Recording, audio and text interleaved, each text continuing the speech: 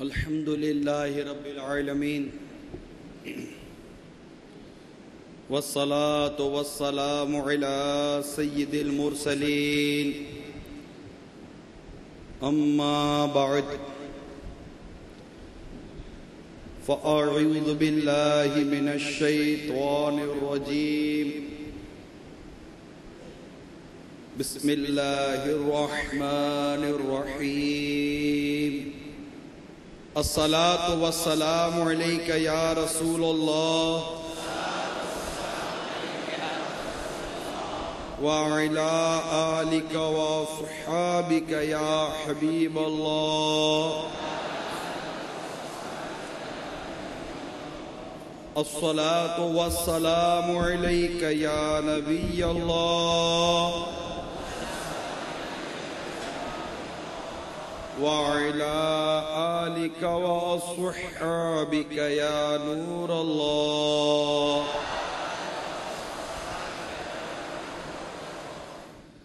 سرکار مدینہ راحت قلب و سینہ فیض گنجینہ صاحب معطر پسینہ صلی اللہ تعالی علیہ وآلہ وسلم کا فرمان باقرینہ ہے،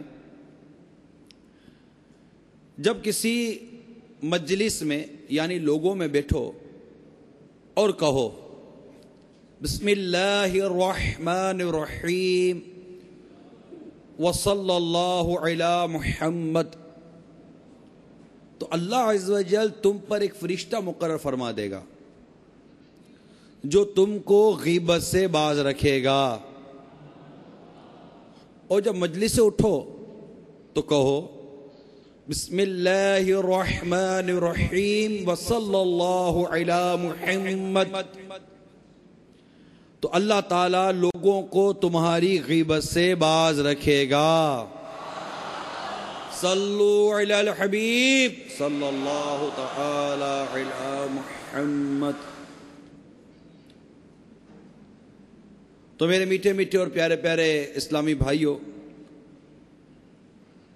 ابھی ابتدا کے بیان میں ہی ہم نے ایک بڑی پیاری فضیلت سنی اور اس سے یہ پتہ چلا کہ غیبت سے باز رہنے اور کوئی میری غیبت سے باز رہے، اس کا یہ ایک مدنی نسخہ ہمیں اس روایت کے ذریعے پتہ چلا۔ اللہ تعالیٰ اس پر عمل کی توفیق عطا فرمائے۔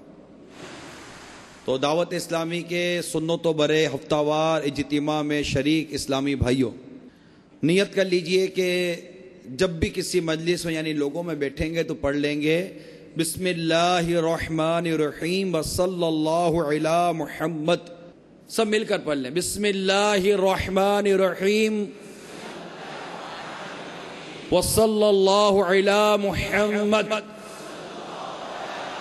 بسم اللہ الرحمن الرحیم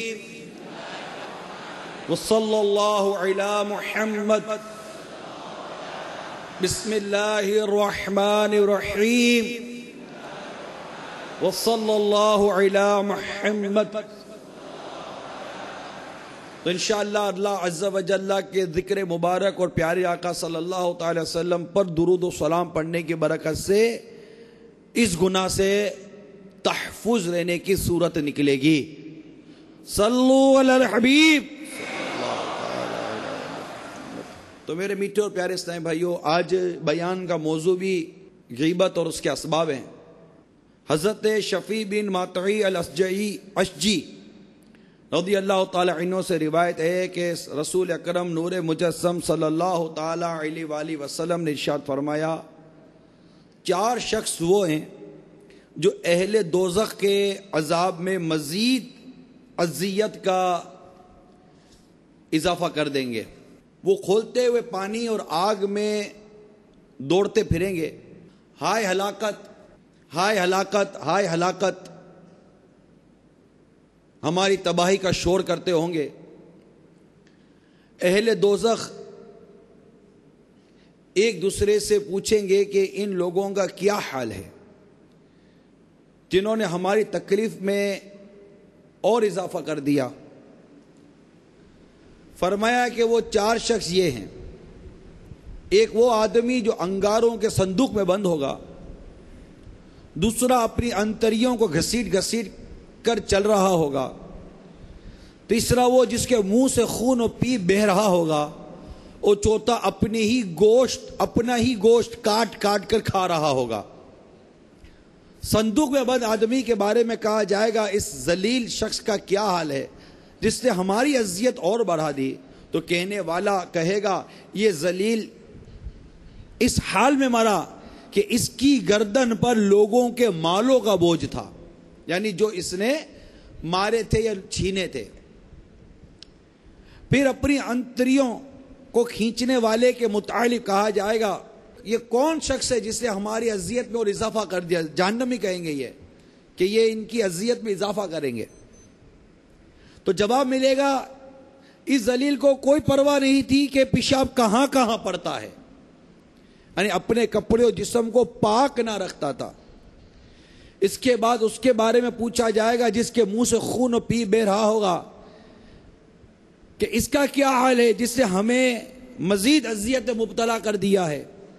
کہنے والا کہے گا یہ بدبخت بری باتوں پر نظر رکھتا تھا اور ان سے یوں لذت محسوس کرتا تھا جیسے بے حیائی کی باتوں سے کی جاتی ہے۔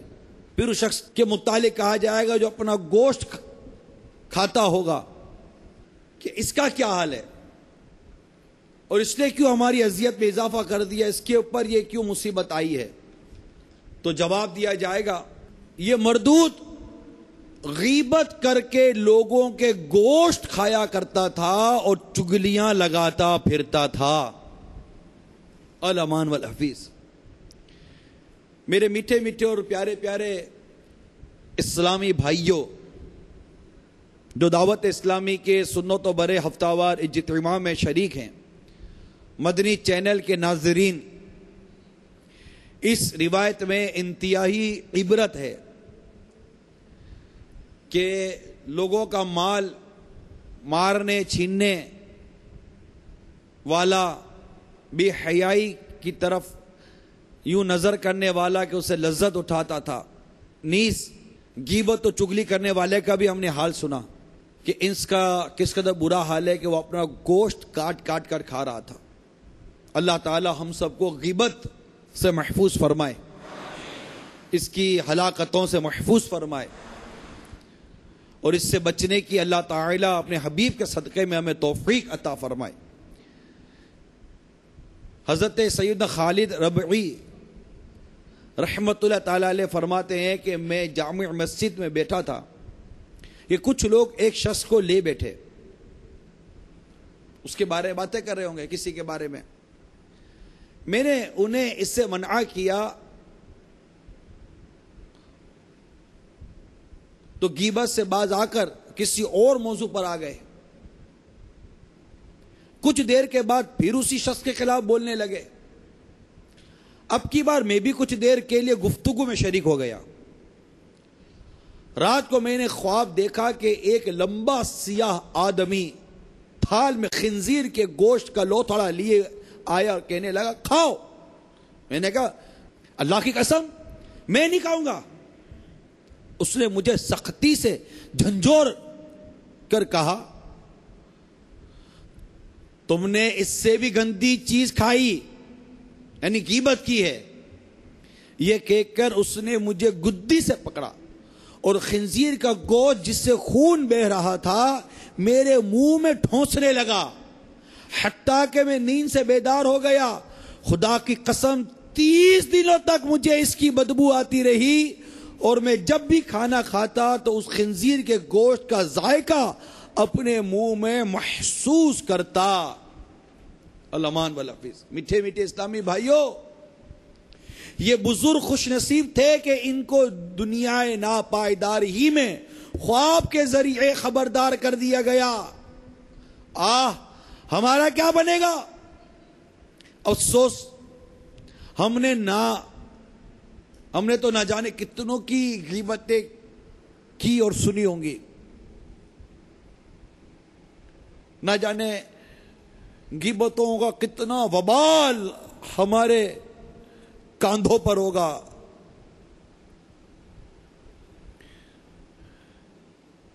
انسان قیامت کے روز اپنے نامہ اعمال نیکیوں سے خالی دے کر گھبرا کر کہے گا میں نے فلاں فلاں نیکیاں کی تھی وہ کہاں گئی؟ کہا جائے گا تو نے جو غیبتیں کی تھی اس وجہ سے مٹا دی گئی ہیں۔ آج بنتا ہوں معزز جو کھلے حشر میں عیب، میں آج بنتا ہوں معزز جو کھلے حشر میں عیب، آہ رسوائی کی آفت میں پھنسوں گا یا رب۔ حسن اخلاق کے پیکر نبیوں کے تاجور محبوب رب اکبر عز و جل و صلی اللہ تعالی علیہ وسلم کی بارگاہ میں ایک آدمی کھڑا ہوا۔ صحابہ کرام علیہم رضوان نے اس کے کھڑے ہونے سے اس کی کمزوری کو ملاحظہ فرمایا تو آپ کی خدمت میں عرض کی یا رسول اللہ صلی اللہ تعالی علیہ وسلم وہ کتنا عاجز ہے، تو میرے آقا صلی اللہ تعالی علیہ وسلم نے ارشاد فرمایا تم نے اپنے بھائی کا گوشت کھایا اور اس کی غیبت کی۔ یہ نمبر ایک ذہن میں بٹھا کر رکھیے اس بات کو۔ دوسری روایت سنیے، صحابہ کرام علیہم رضوان نے سرکار عبد قرار شافع روز شمار صلی اللہ تعالی علیہ وسلم کی خدمت اقدس میں ایک آدمی کا ذکر کرتے ہوئے عرض کی فلاں شخص خود نہیں کھا سکتا یہاں تک کہ کوئی سے کھلائے، اور نہ ہی چل سکتا یہاں تک کہ کوئی اسے چلائے۔ تو شاہ ابرار ہم غریبوں کے غمخوار صلی اللہ تعالی علیہ وسلم نے ارشاد فرمایا تم نے اس کی غیبت کی ہے۔ انہوں نے عرض کی آقا ہم نے تو وہ بات کی ہے جو اس میں موجود ہے۔ ارشاد فرمایا جب تم نے اپنے بھائی کا عیب بیان کیا تو تمہارے لیے وہ غیبت کے طور پر کافی ہے۔ غور کیجئے میٹھے اور پیارے اسلامی بھائیوں، جو باتیں بیان ہو رہی ہیں ان پر ایک ایک بات پر غور کرتے جائیے۔ یہ بیان بالخصوص آج کا بیان اپنے محاسبے کا بیان ہے۔ اس بیان کو سن کر ہر اسلامی بھائی اپنے شب و روز کے معاملات، اپنے افعال اور اپنے اقوال پر غور کرتا رہے اور سوچتا رہے کہ اب تک اور آج کے دن کوئی غور کر لے کہ کس قدر میں نے غیبتیں کی ہیں، کس قدر یہ گناہ مجھ سے سرزد ہوتا چلا جا رہا ہے۔ تو گلشن عطار سے غیبت کے مدنی پھولوں کو چن کر آپ کی بارگاہ میں لایا ہوں۔ ہر اسلامی بھائی اور مدنی چینل کے ناظرین ان کو اپنے دل کے مدنی گلدستے میں سجانے کی کوشش کریں۔ غیبت ایک ایسا گناہ ہے جس سے دنیا اور آخرت کی زبردست بربادی کا سخت امکان ہے۔ آپ اس روایت پر غور کیجئے، حضرت سیدنا ابی امامہ رضی اللہ تعالی عنہ سے مروی ہے کہ سرکار مدینہ صلی اللہ تعالی علیہ وسلم بقیع غرقد تشریف لائے تو میرے آقا دو قبروں کے پاس کھڑے ہو کر ارشاد فرمایا کیا تم نے فلاں اور فلانا کو یا فرمایا فلاں فلاں کو دفن کر دیا؟ صحابہ کرام نے عرض کی جی ہاں یا رسول اللہ صلی اللہ تعالی وسلم۔ پھر بھی اس نے پروردگار غیب کی خبریں دیتے ہوئے ارشاد فرمایا ابھی فلاں کو قبر میں بٹھا کر گرز مارا گیا ہے۔ پھر ارشاد فرمایا اس ذات کی قسم جس کے قبضے قدرت میں میری جان ہے، اسے اتنا مارا گیا ہے کہ اس کا ہر عضو جدا ہو چکا ہے اور اس کی قبر میں آگ بھر دی گئی ہے، اور اس نے ایسی چیخ ماری ہے جسے سوائے جن و انس کے تمام مخلوق نے سن لیا ہے، اور اگر تمہارے دلوں میں فساد نہ ہوتا اور تم زیادہ باتیں نہ کرتے تو تم بھی وہ سنتے جو میں سنتا ہوں۔ پھر ارشاد فرمایا اب دوسرے کو بھی مارا جا رہا ہے۔ پھر ارشاد فرمایا اس ذات کی قسم جس کے قبضے قدرت میں میری جان ہے، اسے بھی اس قدر طاقت سے مارا گیا ہے کہ اس کی بھی ہر ہڈی جدا ہو گئی ہے اور اس کی قبر میں بھی آگ بھڑکا دی گئی ہے۔ اس نے ایک ایسی چیخ ماری ہے جسے جنوں انس کے علاوہ تمام مخلوق نے سن لیا ہے، اور تمہارے دلوں میں فساد نہ ہوتا، تم زیادہ کلام نہ کرتے تو تم بھی وہ سنتے جو میں سنتا ہوں۔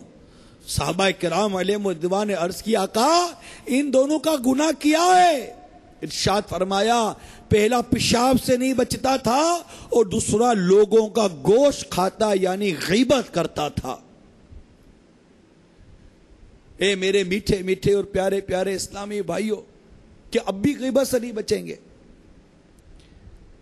کہ اب بھی اسلامی بھائیوں کی برائیاں کرنے سے خود کو نہیں روکیں گے؟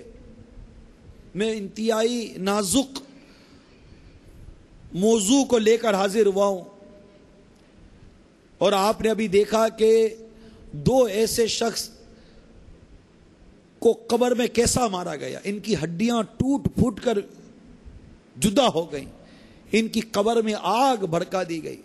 یہ تصور ہی ہمیں ہلا دینے والا ہے کہ کہیں غیبت کا وبال لے کر اگر ہم قبر میں اتر گئے، توبہ کیے بغیر مر گئے، ہمارا بنے گا کیا؟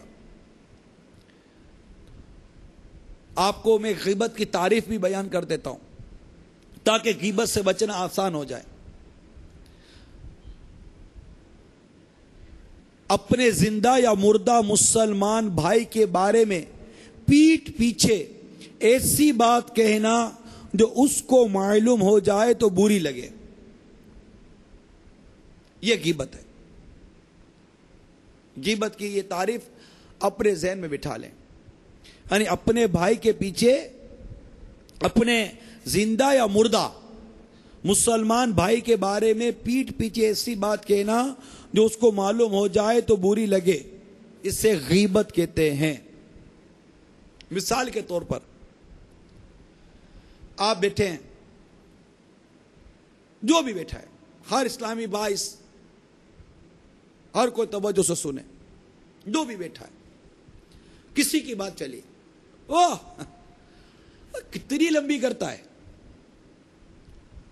وہ موٹا، وہ کانا، وہ لمبا، وہ اتنا کھاتا رہتا ہے۔ یہ جو کچھ ہم کر رہے ہیں نا، یہ غیبت ہے۔ غور کیجئے، غور کیجئے، ایسی کتنی مثالیں ہیں۔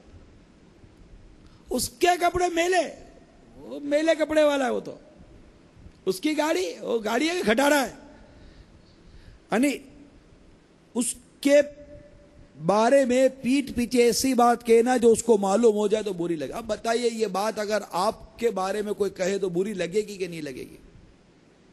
کہ اس نے میرے کو موٹا بولا، اس نے میرے کو ڈھنگڑا بولا، کانا بولا، یہ بولا، یہ بولا، یہ بولا، یہ بولا۔ اب یہ ساری باتیں اگر ہمارے بارے میں ہمیں پتہ چلیں، ہمیں کتنی بری لگے گی؟ تو جس کے بارے میں ہم نے کی، کیونکہ زبان تو اتنی بڑی ہے نا، ہماری زبان کو شریعت کی لگام میں کاش لگ جائے، اور بات کرنے سے پہلے بات تولنا سیکھ جائیں، بولنے سے پہلے تولنا سیکھنا ایک کاش ہمیں آ جائے۔ تو یہ چند مثالیں میں نے آپ کو بیان کی ہیں۔ غیبت کی تباہ کاریاں، یہ رسالہ امیر اہل سنت کا ہے، اس کے اندر 141 مثالیں امیر اہل سنت نے لکھی ہیں غیبت کی، مختلف انداز سے جو غیبت ہوتی ہے۔ تو یہ 141 مثالوں والا یہ رسالہ مقتۃ المدینہ سے لیا جا سکتا ہے، پاکٹ سائز بھی ملتا ہے، 2 روپے پاکٹ سائز کا عدیہ ہے، اور یہ بڑی سائز کا 5-6 روپے کا ہوگا یہ۔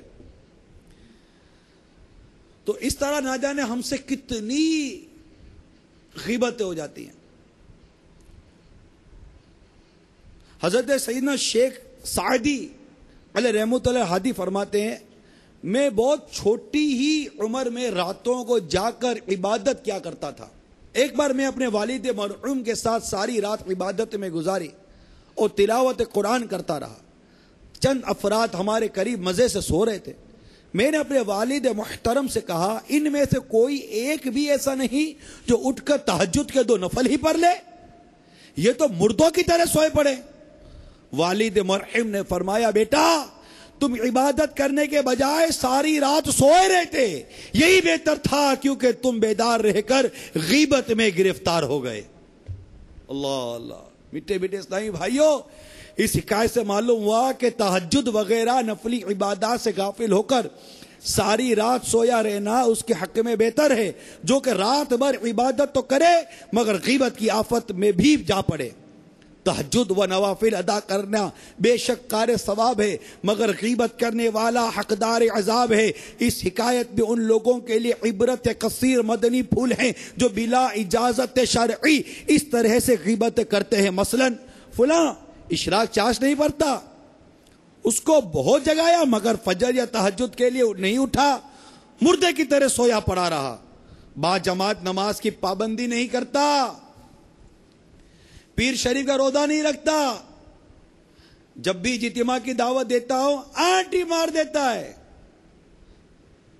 مدنی انعامات پر عمل کرنے میں سست ہے، اجتماع میں دیر سے آتا ہے، باہر بستوں پہ گھومتا یا ہوٹل پہ بیٹھا یا دوستوں کے ساتھ باتیں کرتا رہتا ہے، مدنی مشورے میں ہمیشہ تاخیر سے آتا ہے، کبھی مدنی قافلے میں سفر نہیں کرتا، سمجھا تو جھوٹے بہانے کر دیتا ہے، نگران سے الجھتا رہتا ہے، اس کا مدنی ذہن نہیں ہے، وہ اتنا پرانا ہے مگر ابھی تک تنظیمی ذہن نہیں بنا۔ میرا باپ دنیا دار ہے، حلال حرام روزی کی پرواہ نہیں کرتا، بڑا بھائی بے نمازی ہے، بہن بے پردہ ہے، میرے والدین آپس میں لڑتے رہتے ہیں، گھر میں کوئی بھی قرآن نہیں پڑھا ہوا، چھوٹا بھائی فلمیں ڈرامے دیکھتا ہے۔ میٹھے میٹھے اسلامی بھائیوں، اس طرح کی یہ 22 مثالیں آپ کے سامنے ابھی میں نے بیان کی ہیں، ہر اسلام میں غور کرے۔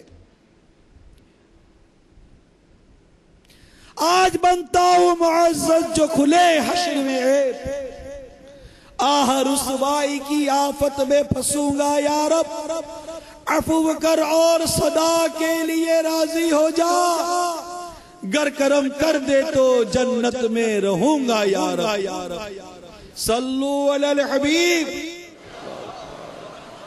آج تک اگر اس طرح کی غیبتیں کی ہیں تو ہر اسلامی بھائی توبہ کر لے۔ ایک مرتبہ کچھ لوگوں نے حضرت سیدنا میمون رحمت اللہ تعالی علیہ کے سامنے ایک بادشاہ کی برائیاں بیان کرنا شروع کر دی، آپ خاموشی سے سنتے رہے، خود اس کے بارے میں کوئی اچھی یا بری بات نہیں کی۔ جب رات سوئے خواب میں دیکھا کہ اسی بادشاہ کی سڑی ہوئی بدبودار لاش آپ کے سامنے رکھی ہے اور ایک آدمی کہہ رہا ہے اسے کھاؤ۔ فرمایا میں اسے کیوں کھاؤں؟ اس نے جواب دیا اس لیے کہ تمہارے سامنے اس بادشاہ کی غیبت کی گئی تھی۔ فرمایا مگر میں نے تو اس کے بارے میں کوئی اچھا یا برا کلام نہیں کیا۔ جواب ملا لیکن تم اس کی غیبت سننے پر رضامند تھے۔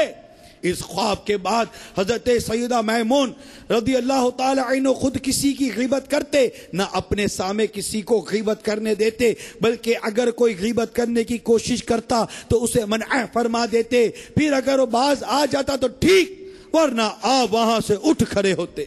میٹھے میٹھے اسلامی بھائیوں، اس حکایت سے معلوم ہوا کہ سیاسی قائدین، ارباب اقتدار، حکمران طبقے کی غیبت کی بھی کوئی کھلی چھٹی نہیں ہے۔ آج کل شاید ہی ہماری کوئی نشست ایسی ہو جس میں کسی سیاسی لیڈر یا وزیر یا قومی یا صوبائی اسمبلی کی کسی رکن کی عزت کی دھجیاں نہ اڑائی جاتی ہوں۔ بڑی توجہ سے سنیے گا، کبھی صدر ہدف تنقید ہوتا ہے تو کبھی وزیر اعظم، کبھی وزیر اعلیٰ کی شامت آتی تو کبھی گورنر کی، مختلف لوگوں کے متعلق نام با نام زوردار منفی بحثیں کی جاتی ہیں، خوب جی بھر کر کیچڑ اچھالا جاتا ہے اور ایک سے ایک برے نام رکھے جاتے ہیں۔ غور سے سنیے، رب کائنات عز و جل پارہ 26 سورۃ الحجرات آیت نمبر 11 میں ارشاد فرماتا ہے وَلَا تَنَابَزُوا بِالْأَلْقَابِ۔ میرے آقا نعمت امام اہل سنت مجدد دین و ملت پروان شمع رسالت مولانا شاہ امام محمد رضا خان علیہ رحمت الرحمن اپنے شعراء آفاق ترجمہ قرآن کنز الایمان میں اس کا ترجمہ کو چوں کرتے ہیں، اور ایک دوسرے کے برے نام نہ رکھو، اور ایک دوسرے کے برے نام نہ رکھو۔ دعوت اسلامی کے اشاعتی ادارے مکتبۃ المدینہ کی مطبوعہ 300 صفحات پر مشتمل کتاب آنسوؤں کا دریا صفحہ نمبر 246 تا 247 پر یہ حدیث پاک لکھی ہے. حضرت سیدنا سعید بن عامر رضی اللہ تعالی عنہ سے روایت ہے. نور کے پیکر، تمام نبیوں کے سرور، دو جہاں کے تاجور صلی اللہ تعالی علیہ وسلم کا ارشاد حقیقت بنیاد ہے، جس نے کسی مسلمان کو اس کے نام کے علاوہ کسی لفظ یعنی برے نام سے پکارا، اس پر ملائکہ لعنت بھیجتے ہیں. من چلے نوجوانوں کی اکثر منڈلیوں اور بڑے بوڑھوں کی اکثر بیٹھکوں میں حکمران اور سیاسی لیڈروں کی غیبتوں، تہمتوں، بدگمانی اور عیب دریوں کا وہ منحوس سلسلہ چلتا ہے کہ الامان والحفیظ. پھر ستم والا ستم یہ کہ دلیل بھی کسی کے پاس کچھ نہیں ہوتی. بھائی کیوں بات کر رہے ہو؟ کوئی دلیل نہیں ہوتی، کوئی دلیل نہیں ہوتی. سوچ لیجئے. اب شاید کوئی کہے کیوں نہیں، ہم نے فلاں اخبار میں پڑھا ہے. اب میرے میٹھے اور پیارے اسلامی بھائیوں، جو باب المدینہ میں، باب الاسلام میں، ملک کے مختلف ہفتہ وار اجتماع میں شریک ہیں، گھر بیٹھے جو مدنی چینل کے ذریعے اجتماع میں شریک ہیں، انٹرنیٹ کے ذریعے جو شریک ہے، ذرا سوچو تو صحیح یار. وہ اخبار بالفرض وہ اخبار فلمی اداکاروں کی فحش اداؤں کی تصویروں سے بھرپور اشتہاروں، گندی حرکتوں کی خبروں، چھپ کر گناہ کرنے والوں کی بلا ضرورت شرعی آبرو ریزیوں، حکمرانوں، سیاسی لیڈروں، معاشرے کے ہر طبقے کے لوگوں کی تذلیلوں، تہمتوں اور الزام تراشیوں سے بھرپور رہتا ہو تو میرے خیال میں اگر کوئی ولی اللہ بھی گناہوں بھری خبروں سے بھرپور اور بے پردہ عورتوں کی تصویروں سے معمور ایسا اخبار پڑھنے میں مشغول ہو تو شاید اپنی ولایت نہ بچا پائے. برائیوں سے سرشار کسی ایسے اخبار میں چھپی ہوئی خبر کو دلیل کیسے بنایا جا سکتا ہے؟ سوچو تو صحیح. اگر خبر سچی بھی تھی تب بھی بلا ضرورت کسی کی برائی چھاپنے اور بیان کرنے کی شریعت نے کب اجازت دی ہے؟ میرے آقا اعلی حضرت امام اہل سنت مولانا شاہ امام محمد رضا خان علیہ رحمت الرحمان کی خدمت میں مسجد کے ایک معزول متولی کے بارے میں سوال ہوا تو جو کچھ میرے آقا اعلی حضرت رحمت اللہ تعالی علیہ نے ارشاد فرمائے اس کا اقتباس ملاحظہ کیجئے. جواب ارشاد فرماتے ہیں علیحدگی ہو گئی، متولی کی علیحدگی ہو گئی، معزول ہو گئی ہے نا، وہ متولی کی علیحدگی ہو گئی اور ان کو مسجد سے کوئی تعلق نہ رہا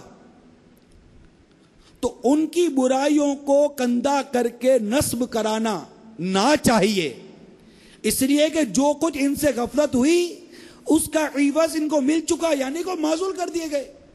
اب ہمیشہ کے لیے اعلانیہ پتھر پر ان کی بدعنوانیاں کندہ کرا کے یعنی خطبہ کا نصب کرانا جائز نہیں بلکہ غیبت میں داخل ہے. جواب مل گیا. میرے آقا اعلی حضرت امام اہل سنت نے کیسا جواب ارشاد فرمایا ہے. ساری اس طرح کی بھونڈی دلیلوں کا محل دھڑام سے زمین دوست کر دیا میرے آقا اعلی حضرت نے. فتاوی رضویہ جلد 16 صفحہ نمبر 472 پر یہ فتویٰ موجود ہے. ہاں اگر اس سے لوگوں کو شر پہنچتا ہو اور مسلمانوں کو آگاہ کرنے کے لیے ضروری ہو تو پھر پتھر پر کندہ کروانے میں حرج نہیں. ٹھیک ہے، پھر پتھر پر کندہ کروانے میں یعنی کہ خطبہ کا رکھنے میں حرج نہیں. مگر اس متولی کی فوتگی کے بعد کتنا پیارا مدنی پھول ہے، اس متولی کے فوتگی کے بعد وہ پتھر ہٹا لینا ضروری ہے کہ اب اس پتھر کے ذریعے شر سے بچانا مقصود نہ رہا اور مسلمان کو مرنے کے بعد برا کہنے کی حدیث مبارکہ میں ممانعت ہے. کتنی احتیاط ہے. یعنی اس میں مسلمان کی عزت کا تحفظ تو دیکھو یار. آپ اسلام کو اپنے ماننے والے کی عزت کا کیسا تحفظ ہے اور یہ تحفظ کتنا پیارا ہے کہ میرے ماننے والے کو کوئی کیوں برا کہے گا. بہرحال طرح طرح سے غیبتیں کرنے والے دوستوں کی صحبتوں بیٹھکوں کو ترک کرنا ضروری ہے جن میں گناہوں بری بحثیں چھڑتی، حالات حاضرہ پر فضول تبصرے ہوتے۔ میں سمجھ رہا ہوں کہ شاید ہی کوئی اسلامی بھائی میری ان باتوں کو محسوس نہ کرتا ہو۔ مسلمانوں کی عزتیں پامال ہوتی ہیں اس طرح کی باتوں میں، حقوق غیبتیں کی جاتی ہیں۔ آپ کی تخفیف یعنی عذاب سے ڈرانے کے لیے عرض ہے کہ دعوت اسلامی کے اشاعت ادارے مقتدہ المدینہ کی مطبوعہ 300 صفحات پر مشتمل کتاب آنسوؤں کا دریا کے صفحہ نمبر 253 پر ہے۔ ایک بزرگ فرماتے ہیں جب قیامت کا دن آئے گا، اے میرے میٹھے اسلامی بھائیو سن لو، توجہ سے سنو، کان دھڑ کے سنو، کان دھڑ کے سنو۔ جب قیامت کا دن آئے گا تو اللہ عز و جل کی نافرمانی کے لیے مل کر بیٹھنے والے اور گناہوں پر ایک دوسرے کی مدد کرنے والے جمع ہوں گے، پھر وہ گھٹنوں کے بل کھڑے ہوں گے اور ایک دوسرے کو کتوں کی طرح کاٹتے اور نوچتے ہوں گے۔ یہ وہ بد نصیب ہوں گے جو بغیر توبہ کیے دنیا سے رخصت ہوئے ہوں گے۔ تو یہ میرے میٹھے میٹھے پیارے پیارے اسلامی بھائیوں، بری صحبتوں سے بچنا بے حد ضروری ہے ورنہ آخرت تباہ ہو سکتی ہے۔ ہمارے بزرگان دین رحمہم اللہ المبین کو غیبت کے معاملے میں اللہ داور عز و جل کا کس قدر ڈر رہتا تھا کہ جن کے ظلم و ستم کی داستانیں مشہور و معروف ہوتی تب بھی ان کا بلا ضرورت شرعی تذکرہ کرنے سے بچتے، جیسا کہ حضرت سیدنا اسماعیل حقی علیہ رحمۃ اللہ کبھی نقل کرتے ہیں۔ حضرت ابن سیرین علیہ رحمت اللہ المبین سے عرض کی گئی، کیا بات ہے کہ آپ نے کبھی بھی حجاج بن یوسف کے بارے میں 2 لفظ نہیں بولے، یعنی اسے برا بھلا نہیں کہا؟ فرمایا میں اللہ عز و جل کی خفیہ تدبیر سے ڈرتا ہوں، کہیں ایسا نہ ہو کہ قیامت کے دن اللہ تعالیٰ توحید کی برکت سے اسے چھوڑ دے، یعنی چونکہ وہ مسلمان تھا لہذا اس کی نسبت کے سبب اسے بے حساب بخش دے اور مجھے اس کی غیبت کرنے کی وجہ سے عذاب میں مبتلا فرما دے۔ کیسی عبرت ہے! اللہ عز و جل بے نیاز ہے، اس کی خفیہ تدبیر کس کے بارے میں کیا ہے وہ کوئی نہیں جانتا۔ کوئی مسلمان کتنا ہی گناہگار ہو اس کے بارے میں ہم یہ نہیں کہہ سکتے کہ یہ ضرور جہنم میں جائے گا۔ کاش ہمارا یہ ذہن بن جائے کہ جو ہی کسی مسلمان کا منفی تذکرہ نکلے فوراً خبردار ہو جائیں اور غور کریں، اگر وہ غیبت ہو تو فوراً اس سے باز آ جائیں، کوئی اور یہ گفتگو کرنے لگا ہو تو اس کو مناسب طریقے پر روک دیں، اگر وہ باز نہ آئے تو وہاں سے اٹھ جائیں یا بات ہی بدل دیں۔ اگر اسے روکنا یا اپنا وہاں سے ہٹنا ممکن نہ ہو تو اس گفتگو میں دلچسپی نہ لیں بلکہ دل میں برا جانے۔ یہ چند مدنی پھول ایک کاش ہم سب کے دلوں میں اتر جائے۔ میں دوبارہ بیان کرتا ہوں، ایسے پرفتن دور میں جہاں غیبت غیبت غیبت غیبت، جہاں بیٹھو غیبت غیبت غیبت غیبت، اور بس سمجھاؤ تو کہتا ہے کہ ارے بھائی میں حقیقت بولتا ہوں، حقیقت ہے اس میں واقعی یہ باتیں ہیں، میں غلط نہیں بول رہا ہوں۔ وہ میرے میٹھے اسلامی بھائیوں، آپ حقیقت بول رہے ہیں تبھی تو غیبت ہے، اگر یہ حقیقت نہ ہوتی تو بہتان ہوتا، بہتان جو غیبت سے سخت ہے۔ ارے بھائی میں پیٹھ پیچھے صرف نہیں بول رہا ہوں، ہاں اس کے سامنے بولنے کے لیے تیار ہوں، تو کون سا اس کے سامنے بول کر کوئی بڑا کام کر لو گے؟ وہ بھی برا ہی کام کریں گے کہ اس کی دل آزاری ہوگی، اور کسی مسلمان کی بلا اجازت شرعی دل آزاری حرام اور جہنم میں لے جانے والا کام ہے۔ تو اپنے اسلامی بھائی کو بچانا ہے غیبت سے، خود بھی بچنا ہے غیبت سے، کہ اس کا بے حد ثواب ہے کہ جو غیبت سے بچتا ہے، غیبت سے بچاتا ہے، اللہ عز و جل کی رضا کے لیے اپنے آپ کو ان چیزوں سے محفوظ رکھنے کی کوشش کرتا ہے۔ چنانچہ ایک حدیث پاک سنیے کہ حضرت اسماء بنت یزید رضی اللہ تعالی عنہما سے روایت ہے، فرماتی ہیں کہ میرے آقا صلی اللہ تعالی علیہ وسلم نے ارشاد فرمایا، جو شخص اپنے مسلمان بھائی کی عزت کی خاطر اس کی غیبت سننے سے اپنے آپ کو بچائے رکھے گا، اللہ تعالیٰ پر حق ہے کہ وہ اسے آتش دوزخ سے آزاد فرما دے۔ اسی طرح حضرت ابو درداء رضی اللہ تعالی عنہ سرکار مدینہ صلی اللہ تعالی علیہ وسلم سے راوی ہیں کہ میرے آقا صلی اللہ تعالی علیہ وآلہ وسلم نے ارشاد فرمایا، جس نے اپنے بھائی کی عزت بچانے کی کوشش کی، یعنی اس کے متعلق غلط باتیں کہنے والے کو، اس کی غیبت کرنے والے کو روک دیا، قیامت کے روز اللہ تعالیٰ اس کے سامنے سے دوزخ کی آگ دور فرما دے گا۔ تو آؤ، میرے امیر اہل سنت نے، ہمارے شیخ طریقت نے، ہمارے باپا جان نے جو ایک طریقہ بیان کر دیا، اس کو ایک بار پھر بیان کرتا ہوں۔ آپ تمام اسلامی بھائی یہ توجہ سے سن کے نیت کر لیجئے، بس اب اس طریقے پر رہنا ہے۔ وہ طریقہ کیا ہے؟ ہمارا یہ مدنی ذہن بن جائے، جو ہی کسی مسلمان کا منفی تذکیرہ نکلے، ٹھیک ہے، کسی مسلمان کا منفی برا، اس کے عیب بیان کرنے والا، اس کو ڈیگریڈ کرنے والا تذکرہ نکلے، فوراً خبردار ہو جائیں، اوے بھائی اب بچ جاؤ، غیبت ہونے والی ہے، غیبت ہونے والی ہے، تو ذہن بن جائے فوراً۔ یہ ضروری ہے، جھٹکا لگنا چاہیے، اتنی کنسنٹریشن، اتنی توجہ اپنی اور دوسرے کی گفتگو میں ہونی چاہیے کہ یہ اب جو کہنے جا رہا ہے اب یہ جا کہاں رہا ہے، فوراً خبردار ہو جائیں اور غور کریں، اور غور کریں۔ اگر وہ غیبت ہو تو فوراً اس سے باز آ جاؤں، غیبت کی تعریف میں بیان کر چکا ہوں، ٹھیک ہے، اور وہ غیبت ہو تو فوراً اس سے باز آ جائیں۔ کوئی اور یہ گفتگو کرنے لگا ہو، یعنی اگر آپ یہ گفتگو کریں تو باز آ جائیں، اور کوئی اور یہ گفتگو کرنے لگا ہے تو اس کو مناسب طریقے پر روک دیں، کوئی طریقہ ایسا مناسب اختیار کرے کہ روک دیں۔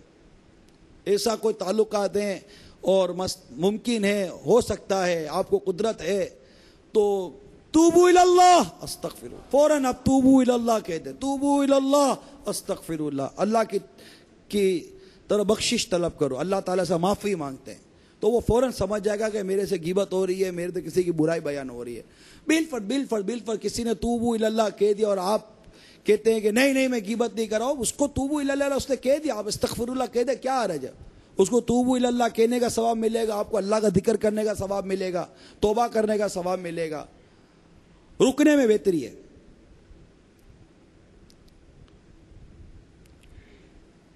تو فوراً اس سے مناسب طریقے سے اس کو روک دیں، ٹھیک ہے، خود باز آ جائیں۔ پہلا، کوئی اور کر رہا ہے تو اس کو مناسب طریقے سے روکیں۔ دوسرا، اگر وہ باز نہ آئے تو وہاں سے اٹھ جائیں، ہاں اٹھ جائیں،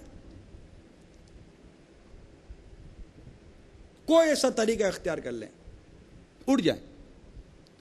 مثال کے طور پر پانی پینے کے بہانے اٹھ جائیں، کوئی ایسا ہو کہ اٹھ جائیں۔ ابھی غیبت میں پڑ سکتے ہیں، اور غیبت کرنے اور غیبت سننے کے متعلق آپ نے عذابات سن لیے، اور اس کی وعیدات سن لی، اور اس کے مبتلا ہونے والوں پر کسی گرفت ہوئی، یہ سب آپ نے سن لیا ہے۔ اب ہم تھوڑا حل کی طرف جا رہے ہیں، ٹھیک ہے، اب اٹھ جائیں، یا بات بدل دیں، کوئی ایسی ترکیب بنے بات فوراً بدل جائے۔ اگر اسے روکنا یا اپنا وہاں سے ہٹنا ممکن نہ ہو، یا بات بدلنا ممکن نہ ہو، تو اس گفتگو میں دلچسپی نہ لیں بلکہ دل میں برا جانیں۔ اب یار اتنے مدنی پھول دے دیے ہمارے باپا نے ہم کو، اب یہ بتاؤ اس پر کون عمل کرے گا؟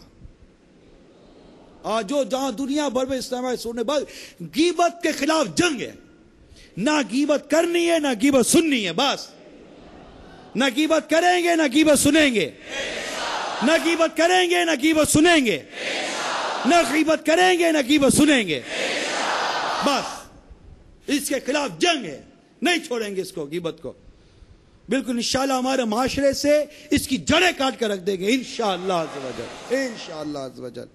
ایک بزرگ رحمت اللہ تعالی علیہ سے کسی نے کہا، فلاں شخص آپ کی اس قدر برائی بیان کرتا ہے کہ مجھے آپ پر رحم آتا ہے۔ فرمایا قابل رحم تو خود وہ شخص ہے۔ کتنا پیارا مدنی پھول، سبحان اللہ، ہمارے بزرگوں کا اخلاص و اخلاق صد کروڑ مرحبا ان کی مدنی سوچ کی بھی کیا بات ہے، اپنی بے تحاشا برائیاں کرنے والے پر بھی غصہ نہیں آ رہا، بلکہ دل مطمئن ہے کہ میرا اپنا کیا جاتا ہے، غیبت کرنے والا ہی نقصان میں، اور وہ ان معنوں میں قابل رحم ہی ہے کہ اپنی نیکیاں برباد کر رہا ہے اور گناہگار ہو کر عذاب نار کا حقدار قرار پا رہا ہے۔ یہ ہے مدنی سوچ۔ اور ہمیں پتا چلے گا کوئی ہماری برائی بیان کر رہا تھا، اچھا میرے بارے میں یوں بولا تھا، مجھ سے پوچھو اس کے اندر کیا، آپ نے اس کی فائل کھولنا شروع کریں گے۔ یہ درست نہیں ہے، یہ انداز درست نہیں ہے۔ اور آج کے سنت و برے بیان میں آپ کو غیبت پر ابھارنے والے چند اسباب بیان کرنے کی کوشش کرتا ہوں۔ ان کو اپنے ذہن میں بٹھا لیجئے کہ ان کی وجہ سے بندہ غیبت کی طرف مائل ہوتا ہے، یہ چیزیں غیبت کی طرف ابھارتی ہیں۔ ان میں جو سب سے پہلی چیز ہے نا وہ غصہ، اور جو غصہ آ جاتا ہے نا، اب پتہ چلا کسی کے بارے اب غصہ ہی آ گیا ہے، میرے بارے میں کسی نے کچھ کہہ دیا، کوئی بھی وجہ سے غصہ آ گیا، غصے سے بندہ غیبت کی طرف چلا جاتا ہے۔ میرے امیر علیہ سنت ناچاکیوں کا علاج رسالہ میں بڑی عبرت والی روایت نقل کرتے ہیں کہ محبوب رب العباد راحت قلب ناشاد عز و جل صلی اللہ تعالی علیہ وسلم کا ارشاد عبرت بنیاد ہے، جہنم میں ایک دروازہ ہے، اس سے وہی داخل ہوں گے جن کا غصہ کسی گناہ کے بعد ہی ٹھنڈا ہوتا ہے۔ اب غصہ آ گیا اور غیبت کر گئے تو غیبت تو گناہ ہے۔ غصہ آ گیا دل آزاری کر کے، غصہ میں تو آدمی کیا کچھ نہیں کرتا، لیکن چونکہ ہمارا موضوع غیبت ہے تو غصہ یہ غیبت پر ابھارتا ہے۔ اللہ تعالیٰ ہمیں نرمی عطا فرمائے۔ پھر بغض اور کینہ، یہ بھی غیبت کا سبب ہے۔ اگر کسی کے ساتھ بغض ہو جائے، کسی کے ساتھ کینہ ہو جائے تو اس سے بھی غیبت کی طرف آدمی چل پڑتا ہے۔ حضرت سیدنا ابن عباس رضی اللہ تعالیٰ عنہما کہتے ہیں کہ میرے آقا صلی اللہ تعالیٰ علیہ وسلم کا ارشاد حقیقت بنیاد ہے، 3 قسم کے افراد کی نمازیں ان کے سر سے ایک بالشت بھی نہیں اٹھتی۔ قوم کا وہ امام جسے لوگ پسند نہیں کرتے، وہ عورت جس نے اس حالت میں رات گزاری کہ اس کا شوہر ناراض ہو، وہ بھائی جو بلا مصلحت شرعی آپس میں ناراض ہوں۔ اسی طرح ایک اور روایت میں ہے کہ شعبان کی 15ویں شب میں اللہ عز و جل اپنے بندوں کو رحمت کی نظر سے دیکھتا اور سب کو بخش دیتا ہے، لیکن مشرک اور کینہ پرور نہیں بخشا جاتا۔ تو یہ وہ بغض اور کینہ ہے کہ جس میں پڑھ کر آدمی غیبت کی طرف چلا جاتا ہے۔ اسی طرح یہ تو دوسرا سبب تھا، تیسرا سبب حسد، یہ بھی غیبت کرواتا ہے، بہت اہم سبب ہے یہ حسد۔ آپ کے سامنے کسی کی تعریف ہوئی، اب اس نے نہ آپ کا کوئی بگاڑا تھوڑی ہے جس کی تعریف ہو رہی ہے، نہ کبھی آپ کو گالی دی، نہ کبھی آپ کی جائیداد کھائی، نہ کبھی آپ کو کوئی نقصان پہنچایا، اب اس کی تعریف آپ کو اچھی نہیں لگ رہی، اب اس کی چند برائیاں بالفرض آپ کو پتہ ہیں اور آپ وہ برائیاں بیان کرنا شروع کر دیں، تو آخر اس غیبت پر کس شے نے ابھارا؟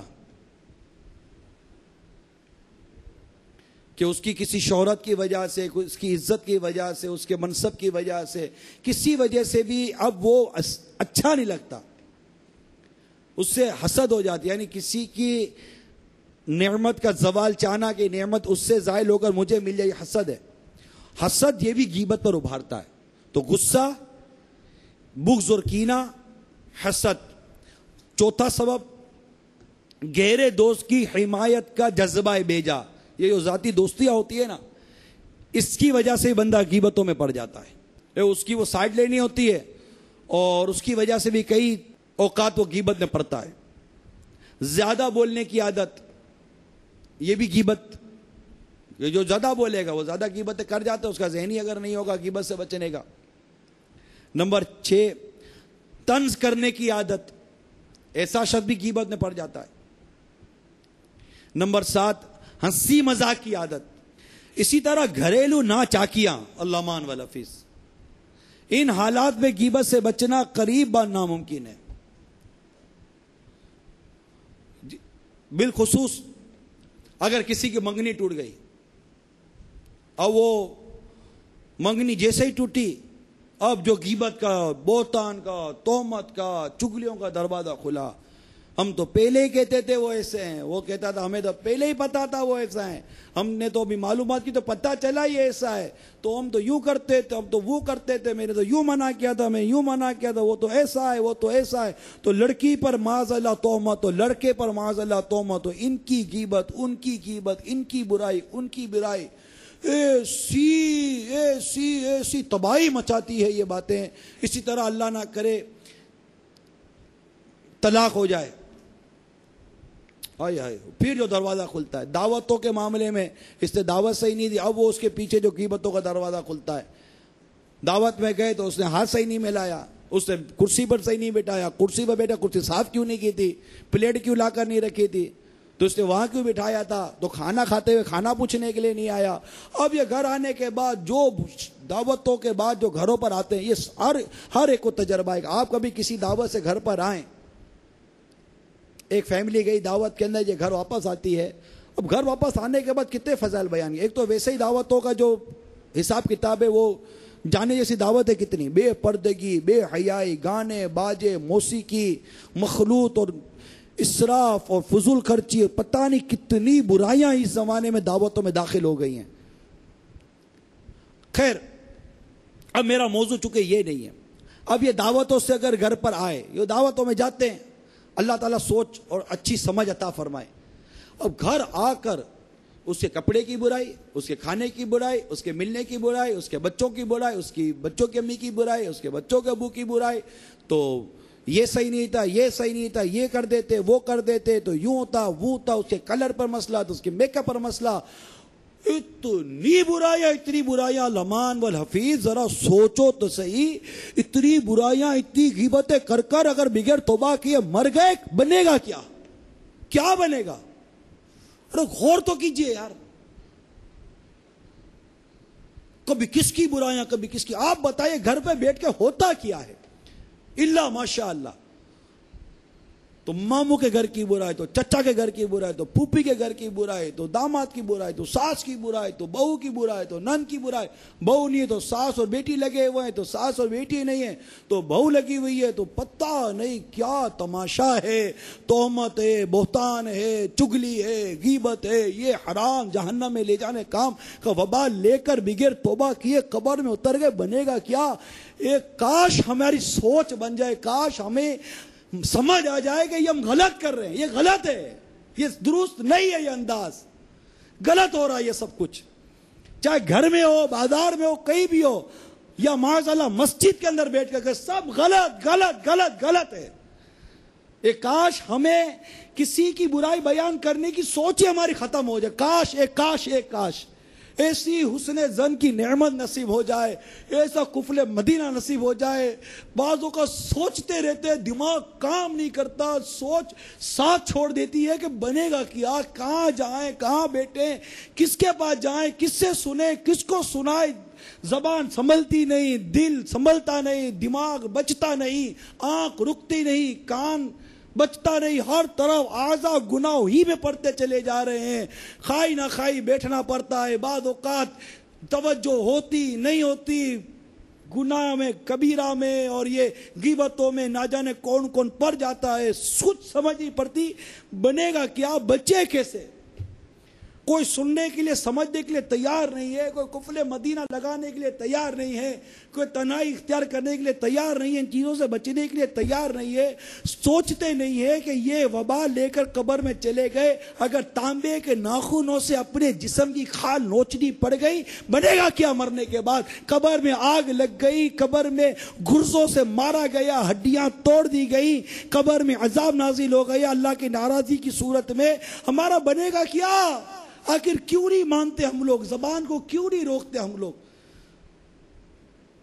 نفس و شیطان نے ایسا دبوچ لیا ہے، ایسا جکر لیا ہے، اور بعض اوقات ایسا ذہن گویا کا مفلوج ہو جاتا ہے کہ سمجھ نہیں پڑتی، ایسا سن کا انجیکشن نہیں لگ جاتا، پتہ ہی نہیں چلتا غیبت ہو رہی ہے، چگلی ہو رہی ہے، ہنس ہنس کر مسکرا کر اور طرح طرح کے حیلے بہانے حکمت مسلیت لا کر ادھر سے پکڑ کر ادھر سے پکڑ کر کسی صورت اپنے بھائی کی برائی بیان کر کے لذت حاصل کروں۔ کسی نے مجھے بتایا تھا کہ ایک کتاب میں لکھا ہے کہ غیبت میں بھی ایسا نشہ ہے جیسے شراب میں نشہ ہوتا ہے، جیسے شراب میں نشہ ہے نا، ایسا ہی غیبت کا بھی نشہ ہے۔ کسی کی برائی ہو رہی ہو، کسی کی برائی سن رہے ہو نا، تو اگر ذہن نہیں ایسا نشہ ہو رہا ہوتا ہے، ایسا بدمست ہو جاتا ہے، گھنٹوں نکل جاتے برائیاں بیان کرتے کرتے، کھڑے ہو تو پتہ چلتا ہے کہ یہ کیا ہو گیا، اللہ اکبر کیا ہو گیا، اتنا وبال، اتنے گناہ کا لوٹ گٹھڑا اپنے سر پر آ گیا، بنے گا کیا میرا؟ پھر جس کی غیبت دیکھی اس کو پتہ جب چل گیا، اللہ اب تو اور مرے، اب اس سے جا کر معافی مانگو، کیونکہ اس کو جب پتہ چل گیا، اب اس کی دل آزاری ہوئی ہے، حق اللہ بھی تلف ہوا، حق العبد بھی تلف ہوا، اور ایسا تلف اب جا کر اس سے معافی مانگنی پڑے۔ ہاں اسے پتہ نہیں چلا تو اس سے جا کر معافی مانگنا لازم ہی نہیں ہے، لیکن اگر اسے پتہ چل گیا اب اس سے جا کر معافی مانگو، اور اگر مرے ہوئے کی غیبت کر لی تو اب تو گئے، اور اس سے معافی کیسے مانگیں گے؟ تو یا تو مرے ہوئے کو نہیں چھوڑتے یار، ایسی عادت پڑ گئی غیبت کی، مر گیا قبر میں چلا گیا، مردہ ہو گیا بیچارہ، اب تو مسلمان معاف کر دو اس کو یار، معاف کر دو، اور اگر کسی نے ہمارے تو زیادتی کی تو معاف کر دو یار، درگزر کرو یار، کسی نے اگر دعوت دی تو معاف کر دو یار، کسی نے آپ کی برائی کر دی معاف کر دو یار، اس کو آخر معاف کیوں نہیں کر رہے ہم؟ آخر کیوں رحم نہیں کرتے ہم؟ اللہ تعالیٰ کو معافی پسند ہے، وہ معاف کرنے کو پسند فرماتا ہے۔ ہم کسی پر رحم کریں گے، کسی کو معاف کریں گے، اللہ کی رحمت سے امید ہے وہ بھی ہم پر رحم فرمائے گا، ہمیں بھی معاف فرما دے گا۔ ہم کب تک یہ غیبت و چگلیوں کے اندر رہ کر اپنی اور لوگوں کی دنیا اور آخرت سے کھیلتے رہیں گے؟ آخر چھوڑ کیوں نہیں دیتے ہم ان تمام چیزوں کو؟ یعنی میں اپنے آپ کو بھی کہہ رہا ہوں، آپ بھی اپنے آپ کو کہیں، کچھ سمجھ نہیں پڑتی، ایسے پھنس گئے ہیں اس جال کے اندر، جال ہے یہ غیبت کا، چگلی کا، تو میں جال ہے، اور بس بچتا نہیں آدمی، فون اٹھا اور گئی غیبت، فون اٹھا یہ چگلی، یہ خاندان تو یہ رشتہ دار تو یہ پڑوسی تو وہ دوست تو یہ احباب، اللہ اللہ اللہ، کیا بنے گا میری اپنی کچھ سمجھ میں نہیں آ رہا۔ اللہ کے نبی سے فریاد ہے، نفس کی بدی سے دل بھر کھیلوں میں خاک اڑائی، لاج آئی نہ ذروں کی ہنسی سے، شب بھر سونے ہی سے غرض تھی، تاروں نے ہزار دانت پیسے، ایمان پہ بہتر اور نفس، ایمان پہ بہتر موت اور نفس، ایمان پہ بہتر موت اور نفس، تیری ناپاک زندگی سے، اللہ کنویں میں خود ہی گرا ہوں، اللہ کنویں میں خود گرا ہوں، اپنی نالش کروں تجھی سے، جو کچھ بھی ہے سب اپنے ہی ہاتھوں کے ہے کرتوت، شکوا ہے زبانے کا نہ قسمت سے گلا ہے۔ اسی طرح رشتہ داروں دوستوں سے ناراضگیاں، یہ بھی غیبت پر ابھارتی ہے۔ گلا شکوا کرنے کی عادت، یہ سوچ لے ایسی عادت ہے یہ بات کی، اب جس کی ہو سوچے یار، بس بیٹھے بیٹھے گلا شکوا گلا شکوا گلا شکوا گلا شکوا کرتے ہی رہنا ہے۔ ارے بھائی چپ ہو جاؤ، اللہ کا نام لو، اس کے حبیب پر درود پاک پڑھتے رہو، ذکر کرتے رہو، اللہ سے دعا کر لو، اللہ کی بارگاہ میں فریاد کر دو، کیا ضرورت ہے اس کو بولنے کی اس کو بولنے کی، یہ ہو رہا ہے وہ ہو رہا ہے، صبر کر لو، تکلیف پر صبر کر لو، کسی کی اذیت پر صبر کر لو، بھائی صبر کر لو صبر کر لو صبر کر لو۔ کوئی بردباری اور صبر بھی کوئی شے ہے یا نہیں ہے؟ حلم بھی کوئی شے ہے یا نہیں ہے؟ برداشت نہیں رہا آج ہمارے میں، صبر نہیں رہا، حلم نہیں ہے، بردباری نہیں ہے۔ آؤ میں آپ کو حلم و بردباری کا مدنی نسخہ دیتا ہوں۔ کس کس کو حلم و بردباری چاہیے؟ چاہیے نا؟ تو آؤ فتاوی رضویہ سے چن کر علم و بردباری کا مدنی پھول لایا ہوں. انشاءاللہ علم بھی بڑھے گا، بردباری بھی بڑھے گی، وقار بھی بڑھے گا، برداشت بھی بڑھے گا انشاءاللہ. سرکار مدینہ صلی اللہ تعالی علیہ وآلہ وسلم ارشاد فرمایا امامہ باندھو تمہارا علم بڑھے گا. سرکار صلی اللہ تعالی وسلم فرمایا امامہ باندھو وقار زیادہ ہوگا. بردباری بڑھتی ہے امامہ باندھنے سے. آج ہم امامہ نہیں باندھتے. ہمارے آقا نے فرمایا امامہ باندھو تمہارا علم بڑھے گا. کتنے اسلامی بھائی ہیں جو امامہ نہیں باندھتے؟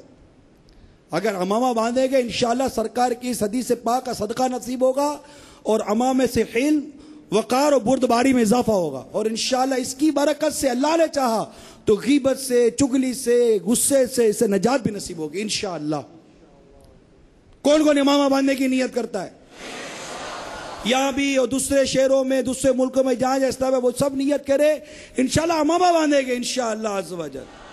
اور آج تو ویسے ہی شب جمعہ ہے، کل جمعہ ہے، اور سرکار صلی اللہ تعالی علیہ وسلم نے ارشاد فرمایا بے شک اللہ عز و جل اس کے فرشتے درود بھیجتے ہیں جمعہ کے روز امامے والوں پر.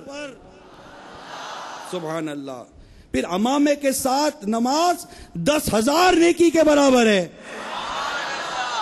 سبحان اللہ. تو ہر اسلامی نیت کر لے کہ میں امامہ پہنوں گا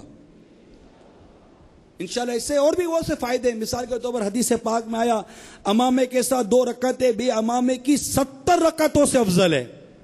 اتنا ثواب امامے کے ساتھ، اتنا ثواب ہے. اور پھر امامہ بھی کیسا؟ سب امامہ پہنے گے انشاءاللہ.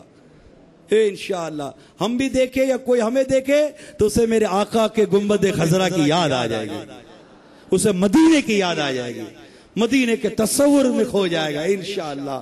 اور ایسا سبز امامہ جیسے کھلا رنگ ہوتا ہے نا سبز، ایسا نہیں کہ یہ بھی لگے تو یہ رنگ بھی لگے وہ بھی رنگ لگے. ایسا سبز امامہ جیسے گنبد خضرا ہے، جیسے فیضان سنت میں کیسا سبز ہے. دیکھو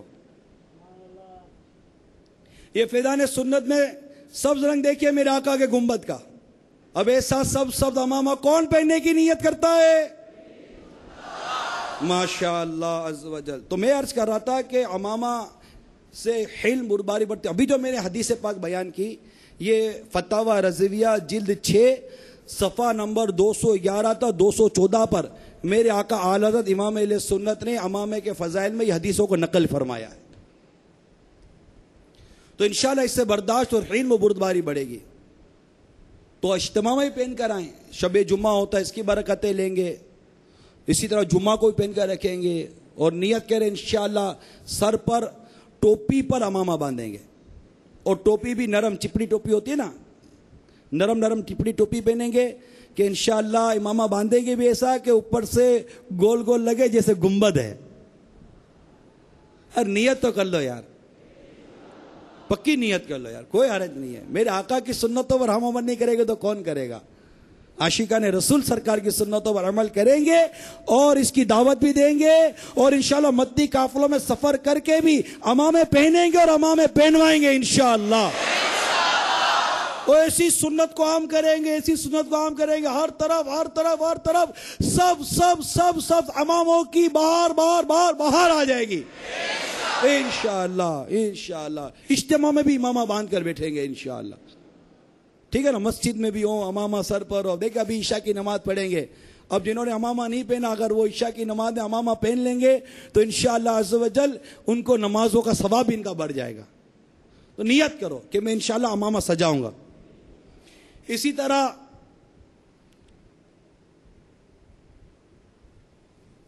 تکبر، وہمی طبیعت، بے جا تنقیدی ذہن، یعنی تنقید بے جا کا مریض اصل آدمی کی براہ راست اصلاح کرنے کے بجائے عموماً دوسروں کے آگے غیبتیں کرتا پھرتا ہے.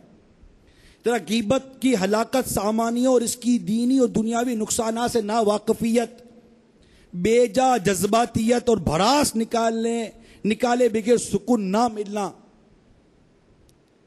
نمبر 16 خوف خدا عز و جل کی کمی.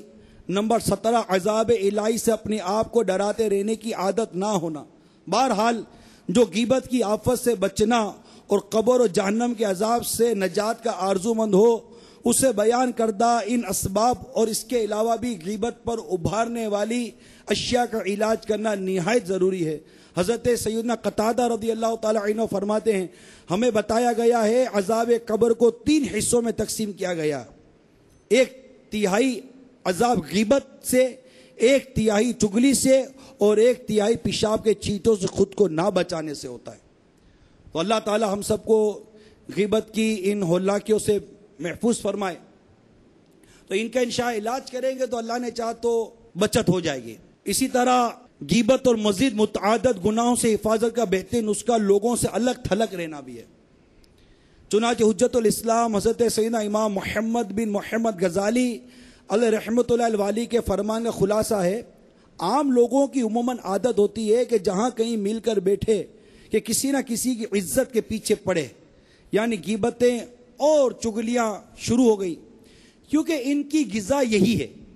ایسے لوگوں کا اکیلے میں دل اکتاتا ہے، لہذا مل جل کر گپ شپ اور تیری میری کرنے میں ٹائم پاس کرتے ہیں۔ اگر آپ ایسوں کے ساتھ بیٹھیں گے تو گناہوں بری باتوں میں بھی ہاں میں ہاں ملانی پڑے گی، اور یوں گناہ گار اور عذاب نار کے حقدار ہوتے رہیں گے۔ اگر ہاں نہ کیے بغیر خاموش رہیں گے تب بھی نہیں بچ سکتے، کیونکہ غیبت سننے والا بھی غیبت کرنے والے ہی کی طرح گناہ گار ہوتا ہے۔ اگر آپ ان کی گناہوں بھری باتوں پر اعتراض کریں گے تو یہ آپ کے خلاف ہو جائیں گے، نتیجتاً وہ آپ کی بھی غیبتوں اور دل آزاریوں پہ اتر آئیں گے۔ تو پتہ چلا کہ دینی اور دنیاوی کاموں سے فراغت کے بعد خلوت یعنی تنہائی اختیار کر لینی چاہیے۔ تو یہ اس کی نیت کر لیجئے۔ اپنے بیان کو اختتام کی طرف لاتے ہوئے سنت اور آداب بیان کرنے کی کوشش کرتا ہوں کہ مدنی مرکز کا یہ ہمیں حکم ہے کہ بیان کے آخر میں سنت اور آداب بیان کی جائیں۔ چنانچہ محمد رسول اللہ صلی اللہ تعالی علیہ وسلم کے 12 حروف کی نسبت سے پانی کے آداب کے 12 مدنی پھول، 2 فرامین مصطفیٰ صلی اللہ تعالی وسلم۔ اونٹ کی طرح ایک ہی سانس سے مت پیو، بلکہ 2 یا 3 مرتبہ سانس لے کر پیو، اور پینے سے قبل بسم اللہ پڑھو، اور فراغت کے بعد الحمدللہ کہا کرو۔ نمبر 2، حدیث پاک، میرے آقا صلی اللہ تعالی وسلم نے برتن میں سانس لینے یا اس میں پھونکنے سے منع فرمایا ہے۔ مفسر شہیر حکیم الامت حضرت مفتی احمد یار خان رحمت اللہ تعالی علیہ اس حدیث پاک کے تحت فرماتے، برتن میں سانس لینا جانوروں کا کام ہے، نہیں سانس کبھی زہریلی ہوتی ہے، اس لیے برتن سے الگ منہ کر کے سانس لو، یعنی سانس لیتے وقت گلاس منہ سے ہٹا لو۔ گرم دودھ یا چائے کو پھونکوں سے ٹھنڈا نہ کرو، بلکہ کچھ ٹھہرو، قدرے ٹھنڈی ہو جائے پھر پیو۔ البتہ درود پاک وغیرہ پڑھ کر با نیت شفا پانی پر دم کرنے میں حرج نہیں۔ نمبر 3، پینے سے پہلے بسم اللہ پڑھ لیجئے۔ نمبر 4، چوس کر چھوٹے چھوٹے گھونٹ سے پیجئے، بڑے بڑے گھونٹ پینے سے جگر کی بیماری پیدا ہوتی ہے۔ پانی 3 سانس میں پیجئے، سیدھے ہاتھ سے اور بیٹھ کر پانی نوش کیجئے۔ لوٹے وغیرہ سے وضو کیا ہو تو اس کا بچا ہوا پانی پینا 70 مرض سے شفا ہے، اور یہ آب زمزم شریف کی مشابہت رکھتا ہے۔ ان 2 یعنی وضو کا بچا ہوا پانی اور زمزم شریف کے علاوہ کوئی سا بھی پانی کھڑے کھڑے پینا مکروہ ہے۔ یہ دونوں پانی قبلہ رو ہو کر کھڑے کھڑے پئیں۔ پینے سے پہلے دیکھ لیجئے کہ پینے کی شے میں کوئی نقصان دہ چیز وغیرہ تو نہیں۔ پی چکنے کے بعد الحمدللہ کہیے۔ حجت الاسلام حضرت سیدنا امام محمد بن محمد غزالی علیہ رحمۃ اللہ الوالی فرماتے، بسم اللہ پڑھ کر پینا شروع کرے، پہلی سانس کے آخر میں الحمدللہ، دوسرے کے بعد الحمدللہ رب العالمین، اور تیسرے سانس کے بعد الحمدللہ رب العالمین الرحمن الرحیم پڑھے۔ گلاس سے بچے ہوئے مسلمان کے صاف ستھرے جھوٹے پانی کو قابل استعمال ہونے کے باوجود خواہ مخواہ پھینکنا نہ چاہیے۔ پی لینے کے چند لمحوں کے بعد خالی گلاس کو دیکھیں گے تو اس کی دیواروں سے بے کر چند قطرے پیندے میں جمع ہو چکے ہوں گے، انہیں بھی پی لیجئے. تو پیئیں گے نا انشاءاللہ اس طرح. تو ان سنتوں اور آداب پر کو بھی ملوز خاطر ہے کہ انشاءاللہ اجتماع میں آتے رہیں گے، قافلوں میں سفر کرتے رہیں گے، مدنی انعامات پر عمل کرتے رہیں گے. دعوت اسلامی کے 2 مدنی کاموں کو پکڑ لیجئے. تمام اسلامی بھائی جو ملک و بیرون ملک جمع ہیں، بس دعوت اسلامی کے 2 مدنی کام پکڑ لیجئے. میں ہمارے 2 مدنی کام، مدنی قافلہ، مدنی انعام. ہمارے 2 مدنی کام، مدنی قافلہ اور مدنی انعام. تو انشاءاللہ ان 2 مدنی کاموں کو پکڑے رہیں گے، اس میں انشاءاللہ سارے مدنی کام آ جائیں گے انشاءاللہ عز و جل. اور پھر مدنی چینل دیکھتے رہیے کہ انشاءاللہ مدنی چینل دیکھتے رہیں گے تو بہت ساری برکتیں نصیب ہوں گی. اللہ تعالی ہم سب کو عمل کی توفیق عطا فرمائے. آمین بجاہ النبی الامین صلی اللہ تعالی علیہ وآلہ وسلم.